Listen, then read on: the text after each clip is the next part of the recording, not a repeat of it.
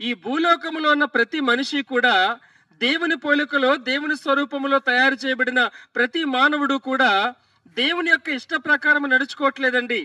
ఈనాడు ప్రతి మానవుడు కూడా త్రోవ తప్పిన పరిస్థితిలో ఉంటా ఉన్నాడు. దేవుడు చూడవద్దనే చూస్తా ఉన్నాడు. దేవుడు చేయవద్దన్న పనులు చేస్తా ఉన్నాడు. ప్రతి ఒక్క మానవుడు కూడా క్రమం తప్పి జీవిస్తా ఉన్నాడు. ఇటువంటి మానవుడు ఈ లోకాన్ని విడిచిపెట్టిన తరువాత ఉండాలనుకునేది ఎక్కడ అనంటే ఆ పరలోకములో దేవుని దగ్గర ఉండాలని కోరుకుంటా ఉన్నాడు. ఆశపడ్డంలో తప్పు లేదు, దేవుడి దగ్గర ఉండాలనుకోవడంలో తప్పు లేదు. కానీ ఆయన ఉండే దగ్గర మనం వెళ్ళడానికి అర్హత ఉందా లేదా అనేది మనం ఆలోచించాలి.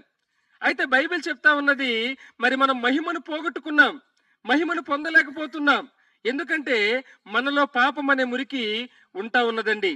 అందుకొరకే ఆ పాపం అనే మురికిని కడిగి వేయడానికి దేవుడు తన కుమారుడైన యేసుక్రీస్తు వారిని మరి ఈ లోకానికి పంపించాడు.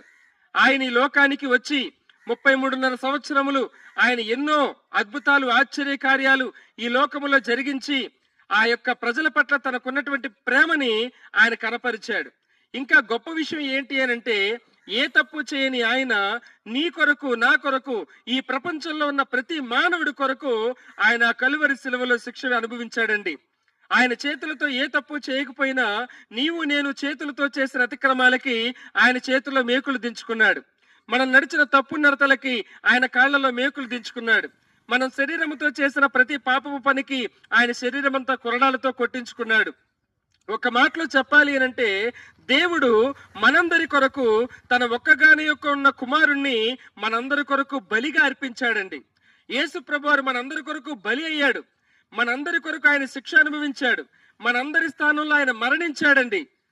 ఆ కలువరి శిలువలో ఆ ఘోరమైన బాధ అనుభవించింది నీ కొరకు, నా కొరకు. ఎందుకంటే మన పాపము చేత, మన అతిక్రమాల చేత, మన దోషాల చేత మరి మనం నరకానికి వెళ్ళకూడదని, ఆ అగ్నిగుండంలో కాలిపోకూడదని, ఆ వేదనకరమైన స్థలము నుండి మనల్ని కాపాడడానికి, రక్షించడానికి ఆయన మన స్థానంలో మన కొరకు, మనకి ప్రతిగా ఆయన బలయ్యాడండి. అందులో ప్రేమ ఉన్నది. ఆయన వచ్చింది మన కోసమే. ఆ కలువరి శిలువలో ప్రాణం పెట్టింది మన కోసమే. మరి ఆయన మరణించి సమాధి చేయబడి 3 రోజుల తర్వాత మరణాన్ని జయించి తిరిగి లేచాడండి.